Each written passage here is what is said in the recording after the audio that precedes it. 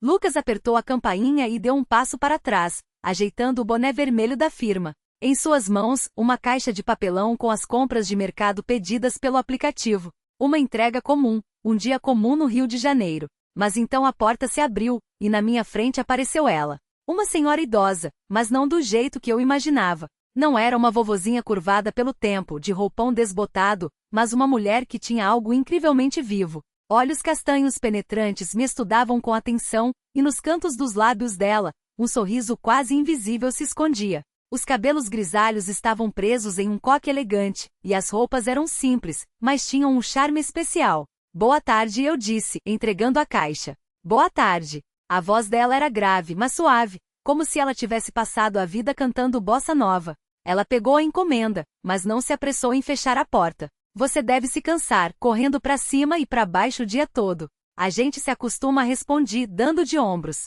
Bem, se precisar, pode entrar para sentar um pouco, beber um copo d'água, ela disse, apontando com a cabeça para o corredor. Eu não pretendia entrar, mas por algum motivo dei um passo para dentro. O apartamento era espaçoso e bem cuidado. O ar cheirava a café passado na hora e bolo de fubá. Nas paredes havia fotografias antigas em preto e branco com as bordas amareladas. Em um canto, uma vitrola antiga. Eu sou a Helena, ela se apresentou, colocando a caixa sobre a mesa. E você, Lucas? Ela me serviu água em um copo de cristal. Você não parece um entregador comum.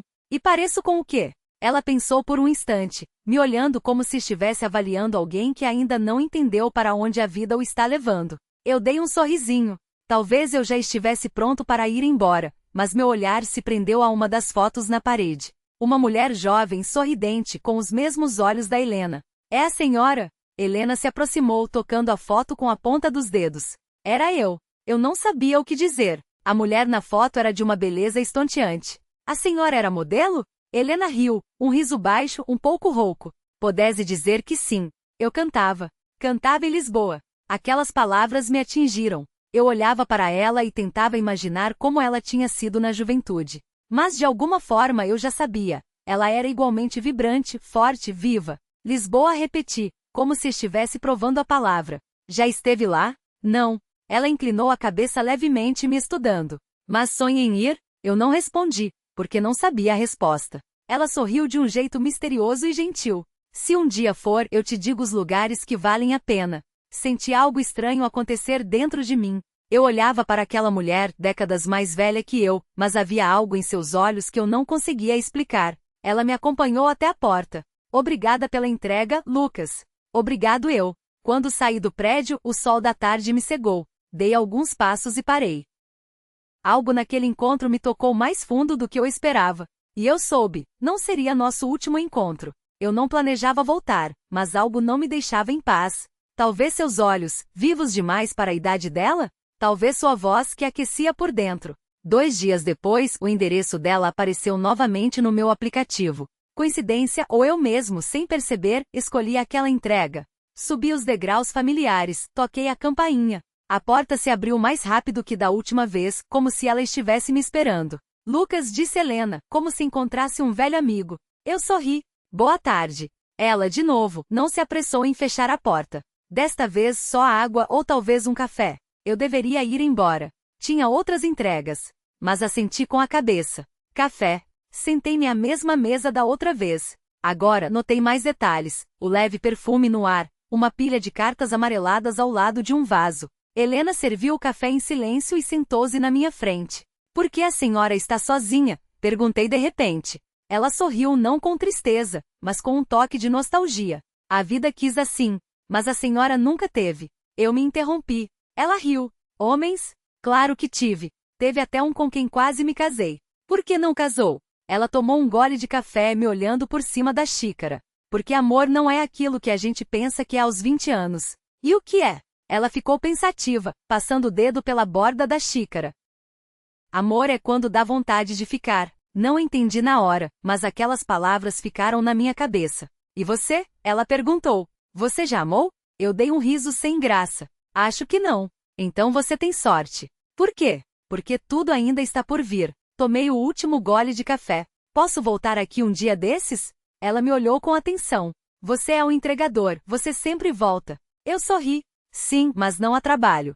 Os olhos dela brilharam com algo que eu não consegui decifrar. Então venha. No dia seguinte não recebi o endereço dela. Nem no outro. Me peguei esperando por aquela entrega, esperando a chance de subir os degraus de novo, de ouvir a voz dela mais uma vez. No terceiro dia, não aguentei e fui até a porta dela por conta própria. Bati. Uma longa pausa. A porta se abriu e eu a vi, com um vestido de casa, um pouco surpresa, mas não assustada. Lucas. Fiquei sem graça. Eu só estava passando por aqui. Ela riu. É mesmo? Eu sorri também. Não. Eu queria ver a senhora. Ela me olhou por um longo tempo e então disse baixinho, então entra. Eu entrei e algo havia mudado. Dessa vez eu não era o entregador. Dessa vez eu era um homem que queria ficar. Eu passei a ir cada vez mais. No começo por acaso, depois de propósito. Eu levava frutas que comprava no caminho, ouvia suas histórias sobre Lisboa, sobre a música, sobre os homens que tentaram conquistar seu coração. Nós caminhávamos pelo calçadão de Copacabana. Eu empurrava seu carrinho de compras no mercado, rindo do jeito que ela escolhia as maçãs pelo cheiro. Falávamos de tudo, do passado, do futuro, dos sonhos que ainda não tinham se realizado. E então, um dia, eu fiquei até mais tarde.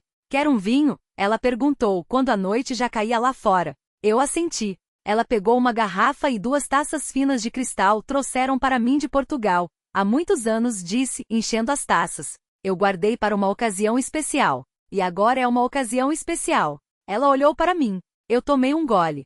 O vinho era encorpado, profundo, com um gosto final de algo que eu não sabia nomear. Sabe, ela disse de repente, às vezes, parece que eu sou jovem de novo, quando você está por perto. Eu olhei para ela com atenção. E às vezes parece que perto da senhora, eu sou mais velho do que realmente sou. Ela sorriu. Talvez a gente se encontre em algum lugar no meio do caminho. Ficamos em silêncio. Apenas o relógio na parede contava os segundos. Lucas, ela disse meu nome quase como um sussurro. Sim. Ela se levantou, chegou mais perto. Seus dedos deslizaram pela minha bochecha, lentamente, como se estivesse verificando se eu era real. Você sabe o que está fazendo? Não, respondi com sinceridade. Eu também não, ela sussurrou. Seus lábios estavam quentes. Senti-os primeiro na minha testa, depois na minha bochecha. Toques lentos, tímidos. Minhas mãos pousaram com cuidado na cintura dela. Seu corpo era frágil, mas forte.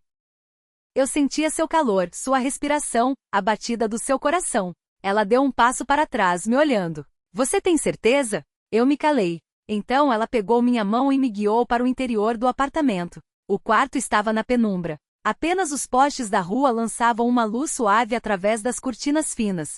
Helena estava parada na minha frente. Sua silhueta parecia tão leve quanto uma sombra na parede. Senti meu coração bater rápido demais. Você pode ir embora, ela disse, baixinho. Eu me aproximei. E você quer que eu vá? Ela ficou em silêncio, apenas me olhando. Eu passei meus dedos lentamente pelo ombro dela. Helena estremeceu, mas não se afastou. Senti o cheiro da sua pele, uma mistura de perfume e algo quente de casa. Eu comecei, mas não sabia o que dizer. Ela colocou um dedo sobre meus lábios. Não diga nada. Eu me inclinei e a beijei. Devagar, com cuidado, como se tivesse medo de assustar o momento. Ela correspondeu. E não foi o beijo de uma mulher idosa. Havia algo jovem nele, algo que fazia a cabeça girar. Seus dedos tremiam enquanto passavam pelo meu rosto, pelos meus lábios. Eu não deveria, ela sussurrou. Por quê? Porque isso não acontece. Mas está acontecendo. Ela suspirou. Lucas? Eu me inclinei mais, toquei seu pescoço com meus lábios.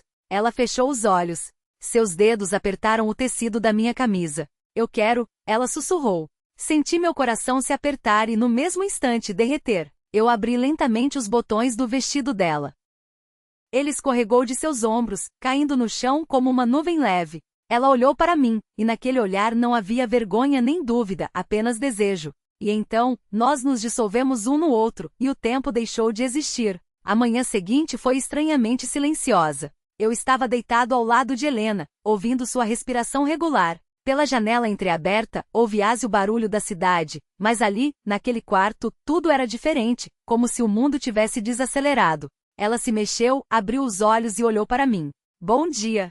Sua voz estava quente, sonolenta. Bom dia, sorri, passando os dedos pelo braço dela. Ela suspirou, fechando os olhos. Você precisa ir, Lucas. Eu franzi a testa. Por quê? Porque o mundo lá fora não é como parece aqui, entre 4 paredes. Peguei a mão dela, apertei com força. Eu não me importo. Ela não respondeu nada, apenas sorriu suavemente. Mas poucos dias depois, eu entendi do que ela estava falando. Primeiro foram os olhares.